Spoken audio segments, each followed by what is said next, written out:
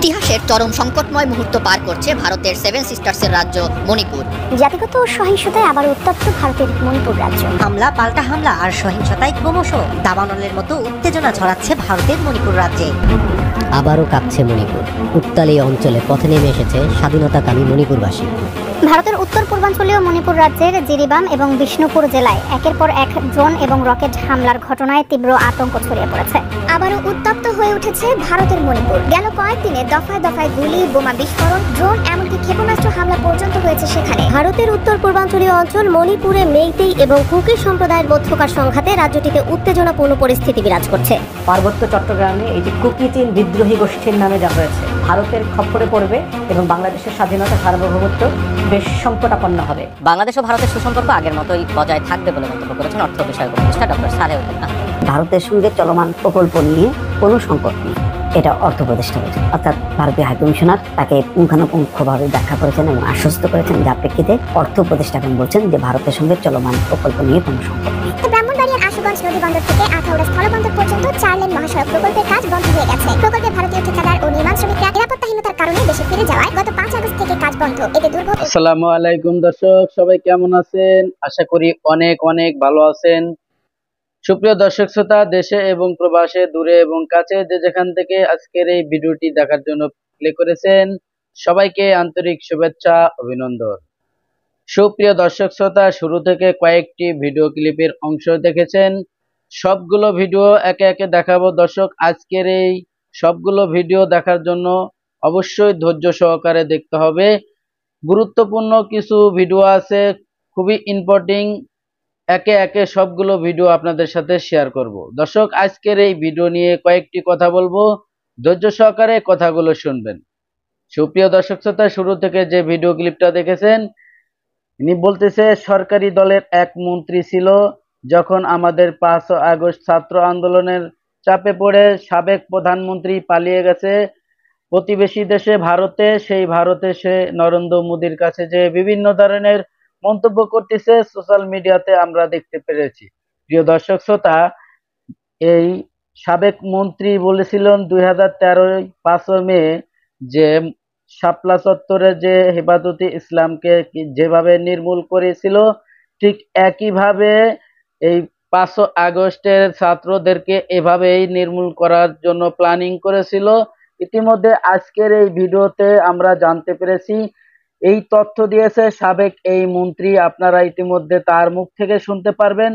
চলুন বেশি কথা বাড়াবো না, গুরুত্বপূর্ণ সেই ভিডিওতে চলে যাব। দর্শক, আপনি যদি আমার চ্যানেলে নতুন বন্ধু হয়ে থাকেন, ভালো লাগলে চ্যানেলটিকে সাবস্ক্রাইব করে রাখবেন, আর অলরেডি যারা সাবস্ক্রাইব করে রাখছেন সবাইকে ধন্যবাদ।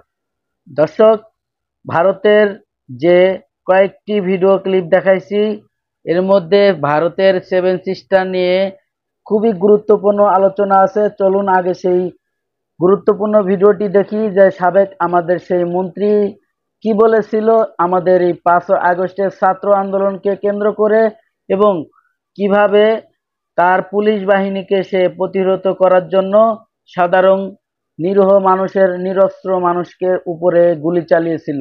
তা চলুন আমরা সেই গুরুত্বপূর্ণ ভিডিওটি দেখি। যে হাত দিয়ে জাতির পিতার ওই ছবি নিয়ে তারা ভেঙেছে,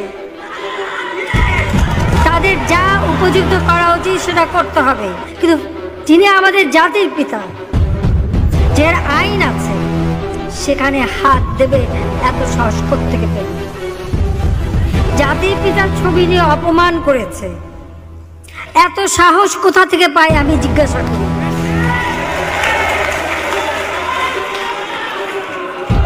আমি জানি না আমাদের হাই কমিশনার এখন কারা বসেছিল এবং তারা সেখানে কিছুই করতে পারলো না কেন, সেটাও বড় প্রশ্ন। আর আমি আমার প্রবাসী যারা বাঙালি, না আমার প্রবাসী বাঙালিদেরও আমি বলবো যে যারা এই ঘটনাগুলি ঘটিয়েছে তারা চলাফেরা করে না, তাদের দেখেন না। যে হাত দিয়ে জাতির পিতার ওই ছবি নিয়ে তারা ভেঙেছে,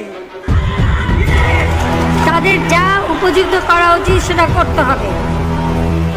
কারণ জাতির পিতার নাম মুছে ফেলার চেষ্টা করা হয়েছিল, তো তারিখ যেহেতু দূরের কথা, ওর বাপ তো চেষ্টা করেছিল এই নাম বুঝতে।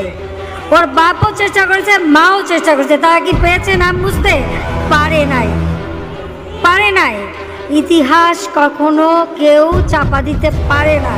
আর জাতির পিতা তার 7 মাসে ভাষণে বলে গেছে যে বাঙালিকে কেউ দাবায় রাখতে পারবে না, পারে নাই দাবায় রাখতে। তা আজকে এত বড় দুঃসাহস হয়ে যায়। হ্যাঁ, আমি প্রধানমন্ত্রী এসে আমারটা যা করুক, ওটা আমি কিছু মনে করি না। তারেক যে ভুলে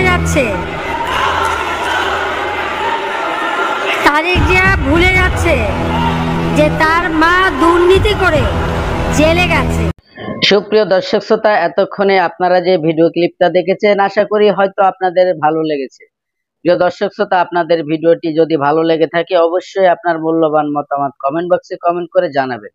দর্শক, এখন আপনাদের সাথে আরো একটি ভিডিও শেয়ার করব, সেটা হচ্ছে ভারতের মণিপুরে নতুন করে উত্তাল হলো এবং আমাদের এই পার্শ্ববর্তী দেশ বাংলাদেশের মতো যে উত্তাল এমন ভাবে হয়েছে এবং ভারত, কলকাতা এবং মণিপুরে একত্রভাবে আন্দোলন চলতেছে মোদী সরকারের বিরুদ্ধে। রাজ্য সরকারকে রাখতে চায় না এমন একটি হুঁশিয়ারি বার্তা দিছে এবং বিভিন্ন গণমাধ্যমে আপনারা দেখতে পারতেছেন। বেশি কথা বাড়াবো না, চলে যাব সেই মূল ভিডিওতে। প্রিয় দর্শক, কথায় কথায় উঠে আসে বাংলাদেশের নাম, বাংলাদেশের ছাত্র জনতার নাম প্রতিটা মুহূর্তে নিচ্ছে সারা দেশবাসী। প্রিয় দর্শক, যেমনটি নিয়েছে ভারতের মণিপুরের রাজ্য। প্রিয় দর্শক, মোদী সরকারকে চায় না এবং একতরফা এক দাবি মোদী সরকারের পদত্যাগ।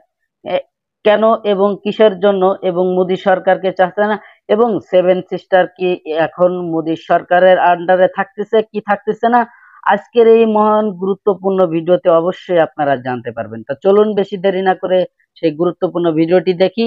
কি বলেছিল আমাদের সাবেক এই মোদী সরকার 7 সিস্টারকে নিয়ে এবং প্রতিবেশী দেশের আমাদের বাংলাদেশের ডক্টর মোহাম্মদ ইউনূস স্যার কি বলেছিলেন এই 7 সিস্টার নিয়ে, এবং এই 7 সিস্টার 7টা রাজ্যের মধ্যে কি আছে এবং এই 7টা রাজ্য কোথা থেকে ভারত পাইলো এবং বাংলাদেশ যখন স্বাধীন হয়েছিল তখনই হয়তো আমরা জানতে পেরেছি সেই সময়কারে সেই 7 সিস্টার। এখন আমাদের দেশের দাবি এই 7 সিস্টার ফেরত আনা হবে। তো চলুন সেই গুরুত্বপূর্ণ ভিডিওটি আমরা দেখি। বিদ্রোহীদের লাগাতার হামলা এবং শিক্ষার্থীদের সঙ্গে পুলিশের সংঘর্ষে উত্তাল ভারতের উত্তর পূর্বাঞ্চলীয় রাজ্য মণিপুর। টানা কয়েকদিনের সহিংসতার জেরে রাজ্যের 3 জেলায় অনির্দিষ্টকালের জন্য কারফিউ জারি করা হয়েছে। নতুন করে জাতিগত সহিংসতা ছড়িয়ে পড়তে পারে এমন আশঙ্কায় রাজ্য জুড়ে বন্ধ করা হয়েছে ইন্টারনেট পরিষেবা। মঙ্গলবার রাজ্যের স্বরাষ্ট্র মন্ত্রণালয়ের এক বিজ্ঞপ্তিতে জানানো হয়, চলমান পরিস্থিতি নিয়ন্ত্রণে 5 দিন রাজ্য জুড়ে বন্ধ থাকবে সমস্ত ইন্টারনেট এবং মোবাইল ডেটা পরিষেবা। এদিকে মণিপুরে সাম্প্রতিক সহিংসতা মোকাবিলায় কেন্দ্রীয় বাহিনীর আরও 2টি ব্যাটালিয়ন পাঠানোর সিদ্ধান্ত নিয়েছে মোদী সরকার। এই 2টি ব্যাটালিয়নে রয়েছে প্রায় 2000 সেনা সদস্য। বার্তা সংস্থা পিটিআই জানায় 58 নম্বর ব্যাটালিয়নকে তেলেঙ্গানার ওয়ারাঙ্গল থেকে এবং 112 নম্বর ব্যাটালিয়নকে ঝাড়খণ্ডের লাতেহার থেকে পাঠানো হচ্ছে। প্রথম ইউনিটটি মণিপুরের কাংভাইয়ে এবং দ্বিতীয়টি ইম্ফলের চারপাশে দায়িত্ব পালন করবে। জাতিগত এই সংঘাতের জেরে রাজ্যটিতে আগে থেকেই সিআরপিএফ এর 16টি ব্যাটালিয়ন মোতায়েন ছিল। সম্প্রতি মণিপুরে বিভিন্ন গোষ্ঠীগত বিরোধ এবং সামাজিক অস্থিরতার মধ্যে শিক্ষার্থীরা তাদের দাবি আদায়ে আন্দোলনে নেমেছে। বিশেষ করে রাজ্যের স্বায়ত্তশাসন ও সরকারি পদক্ষেপ নিয়ে ক্ষোভ আরও বেড়েছে। অন্তরা সেন, সময় সংবাদ।